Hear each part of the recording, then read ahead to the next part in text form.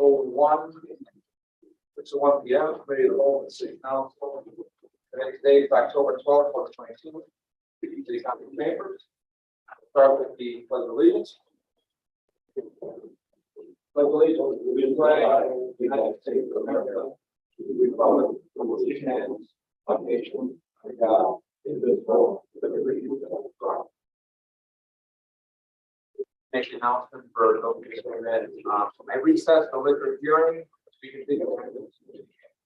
So we're taking a lot longer than I thought it would. So instead of rescheduling their dates, they're recessed. So since it's not with them, we're right back to the liquor hearing. Make you all aware of that. It's not that bad of an agenda. So we'll start with clerk. We'll start with the roll call. Alderman Johnson. Alderman Fairwell. Here. Alderman Rita. Here. Alderman Montoya. Alderman McGee. Here. Alderman Carr. Here. Alderman Rowe. Here. First, we have a motion to approve the minutes from the committee of the whole meeting. That's September 14, 2022. Is there a motion? Motion by Alderman Booth, second by Alderman Carr. Any questions? Not clerk, please do the roll. Alderman Fairwell. Aye. Alderman Rita. Aye. Alderman McGee. Aye. Alderman Carr. Aye. Alderman Rowe. Aye. 5 ayes, Your Honor. Any public comments? Public comments? Yeah, I can't hear you. Sorry. Thank you, Alan Steele. Just one comment. November 8th election day, are we going to be able to have a city council meeting on that day?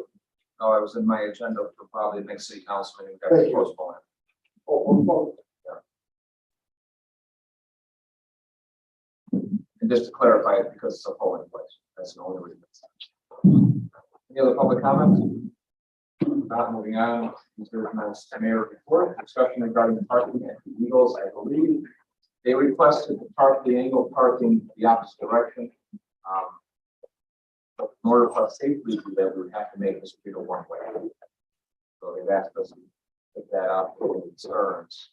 Otherwise, we've got a council thing, certainly go one way. They'd like to reverse the street one way going south, I believe. Correct. Currently, Artesian is one way going northbound, and they are proposing to reach. Most people do go south. And that's what they're proposing to do is to reverse the one way to go toward go south on Artesian. And they're proposing to restripe. They're in the process of restriping the parking lot behind the building. And they would like to at the same time restripe the angled parking. But they wanted to get permission from Public Works and from the city before they went about it. So any objections to that? Artesian, south of road. Next to the Eagles. South of the hill. Right? People down. People go down Old Western Avenue, up James, and then back up north. He's proposing to reverse it where you're going one way south. Continue the southbound of Right. Artesian from That makes Vermont. sense. Yeah, each was. I just wanted to make sure the council reported on the agenda. Moving on with the text amendment for zoning in relation to R1 single family residential district. Administration, you have some clarity on where this is at. Yeah, the findings of fact were attached to the packet. This related to the Anna's Small Court at 2969 Leverage Street. Yes, okay. What thing? I said, but that probably doesn't.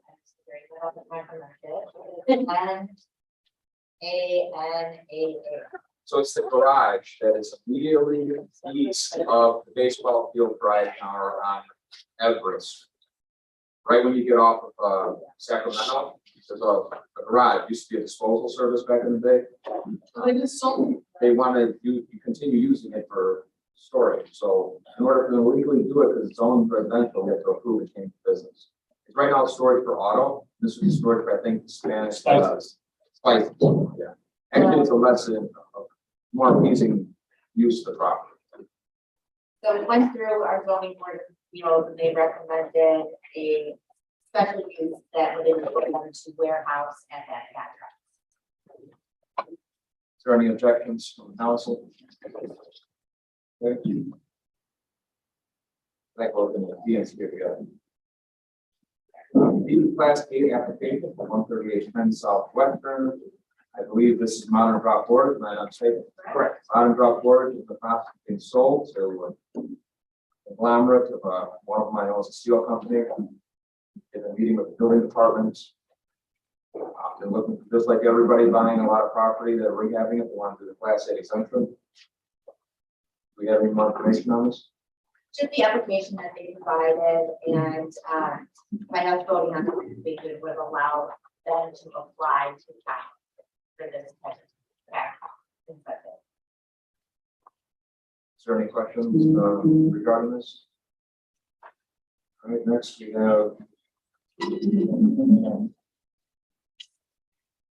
I made an announcement last night, and again, we're having middle liquor hearing for licenses in town right now. Conduct a meeting.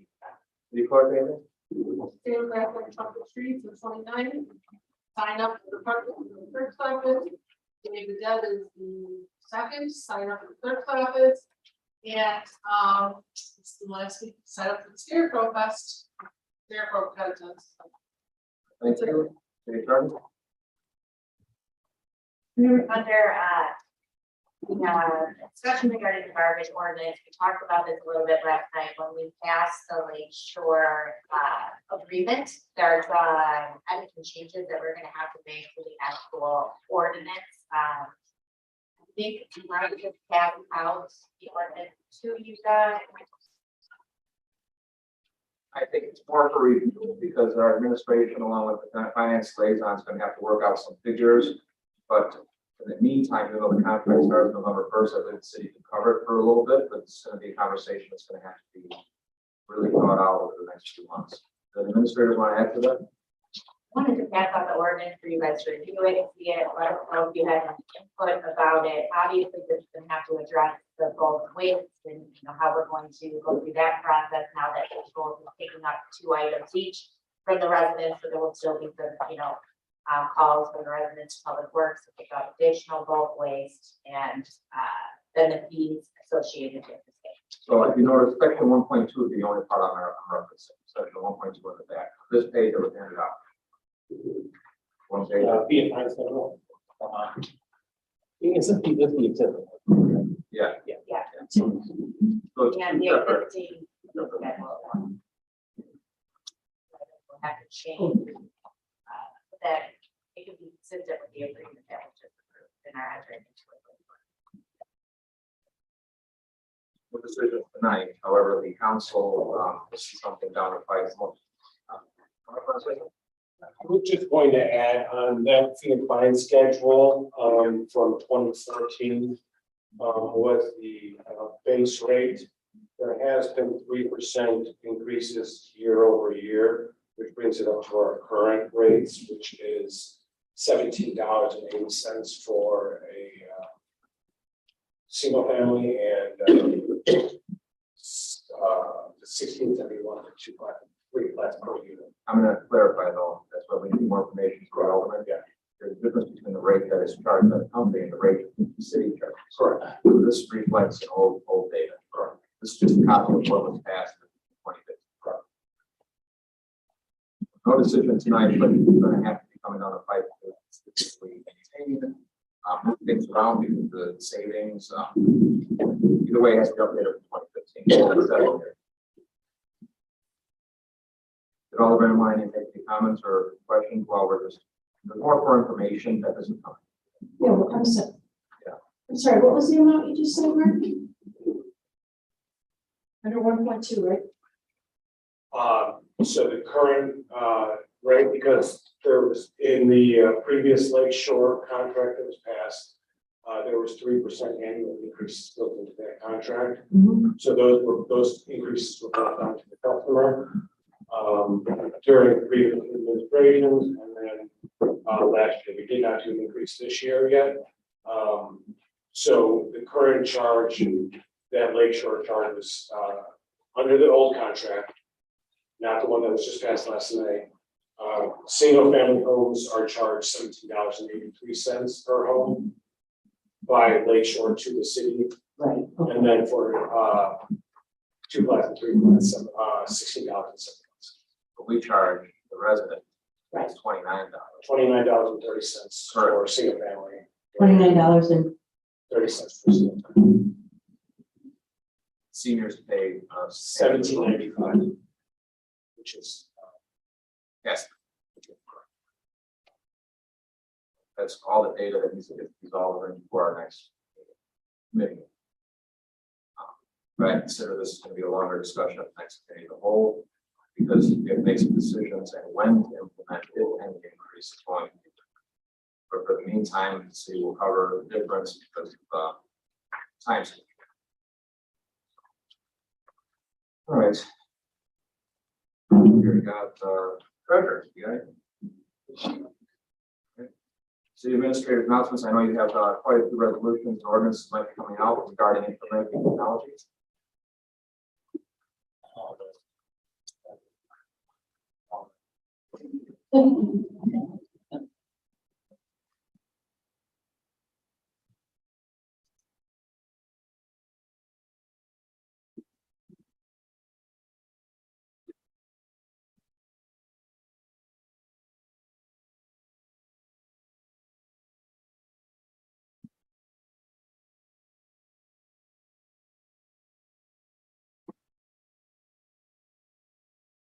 Tom Owen, City Administrator, just wanted to clarify real quick on the garbage contract too.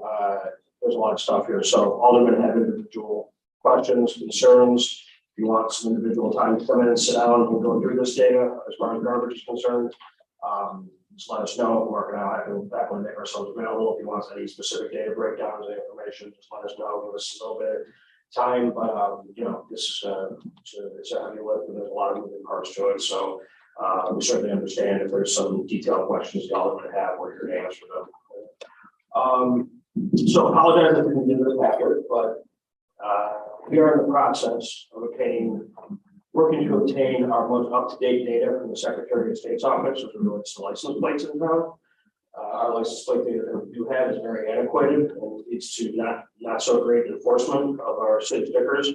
And in order to upgrade and get better data, we're going to the Secretary of State's office. The state has some specific security requirements that they had not had in the past.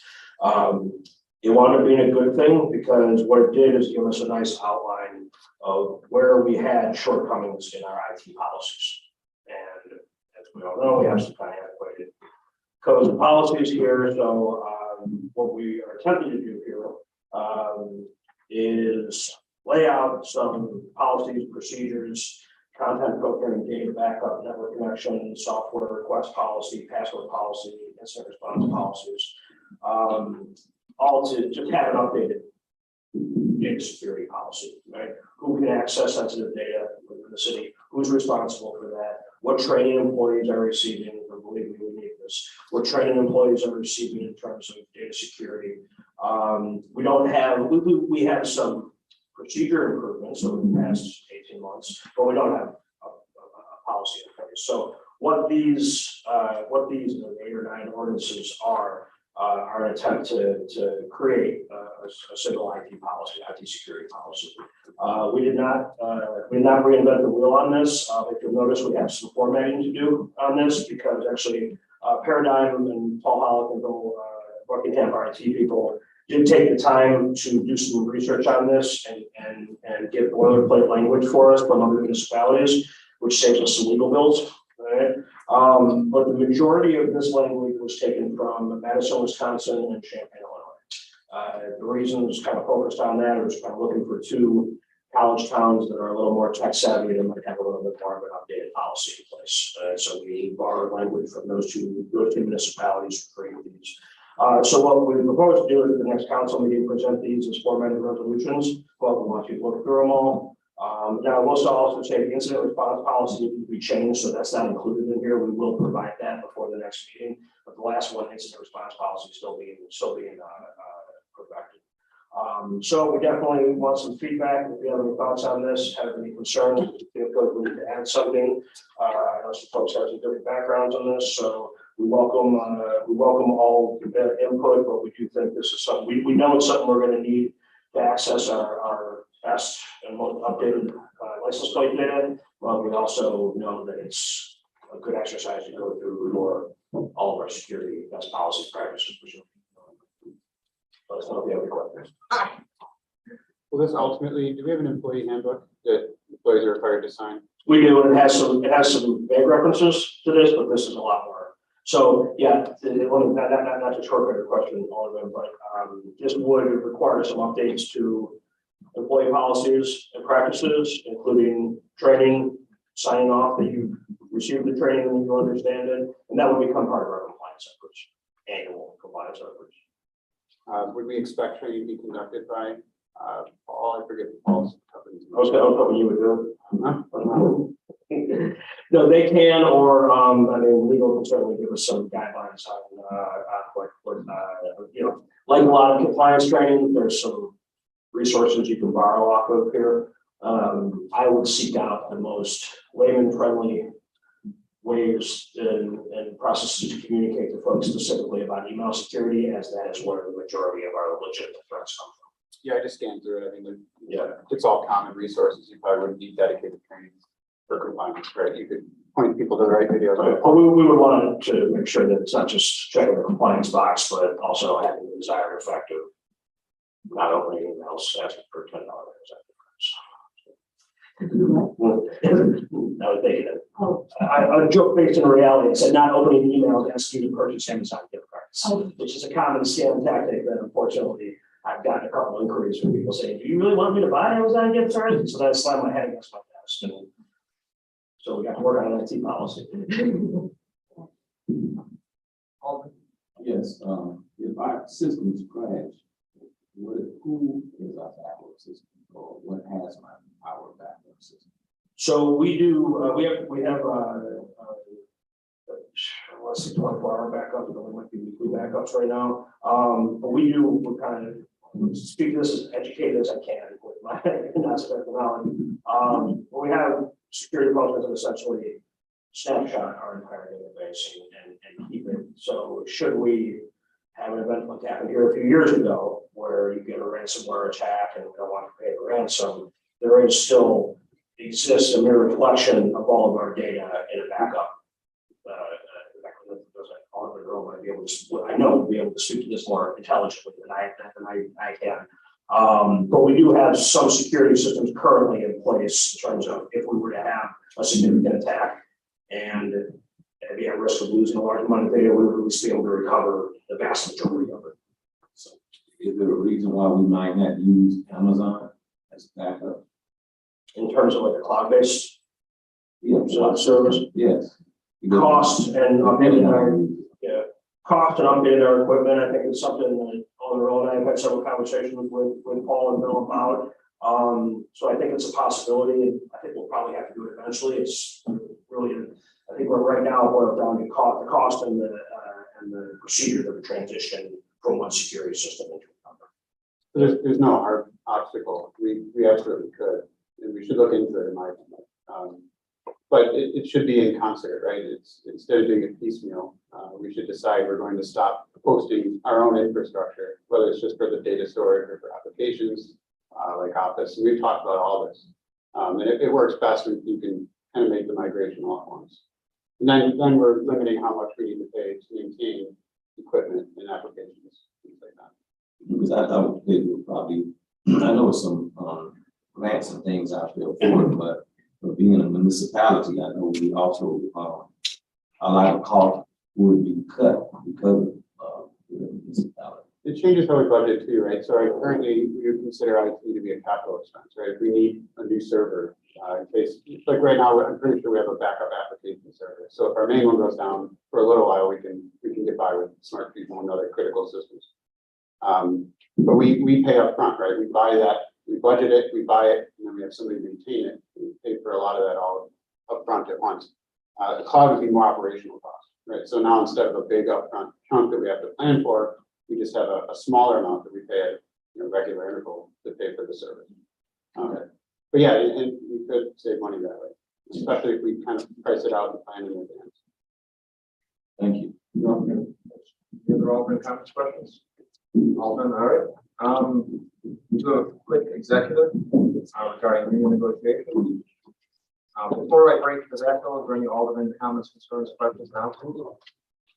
Alderman? Yes, I actually forgot to mention some things.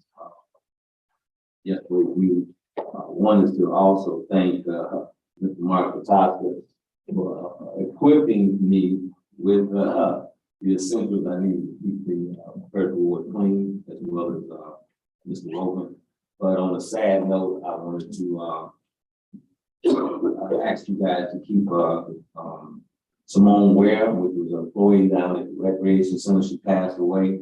Her funeral was Saturday. And just wanted to let you guys know that, to keep the family up in prayer. Alderman, can you specifically email that or someone email it and get it out of this email? I think I emailed Mr. Wogan, I believe. But the funeral was Saturday. I want to say it's 10 to 11, 11 to 12. At AR Leaks on 183rd and Pulaski. Quickly, I just wanted to say that we had an incident with the top lot. I guess the car has crashed into the fence, and right now it's shut down. So, but our parks department is working on getting that taken care of. So hopefully we'll be back up and running with that part. In regards to the garbage collection, ordinance that was passed out, I don't know this, is there any underlining or anything where you want us to? No, this is a currently existing, it's now a change here. We made it. We're suggesting stuff, not at that point. Okay. That's usually the underlying part where we want to change. Yeah. We haven't gotten that part. I'm like, what, okay, No, I this is I just, didn't want to put the cart before the horse and suggest change until one thing's passed. again, So now that we made that decision on what to do, which drastically changes our bulk pickup system, we're gonna have to make some changes. Okay. So it'll be coming, I suggest this next committee of the whole, we're gonna have some conversation. okay, thank you. Thank you. Alderman comments, questions, comments? Now we get a motion to break for a short executive. Motion by Alderman Farrell, second by Alderman Roll. All in favor, say aye. Aye. Any opposed?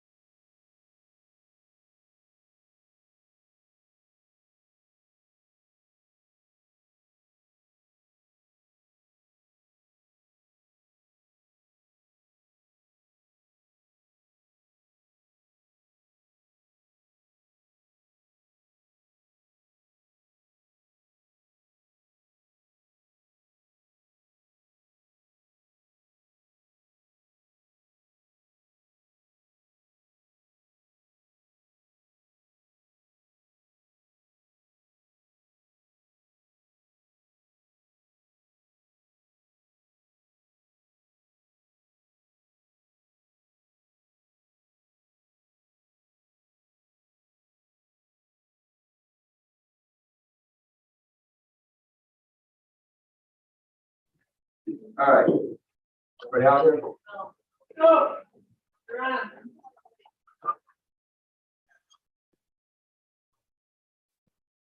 Oh, sorry. Oh, no, we can know all. Andy. Can't see. Well, thanks, sir.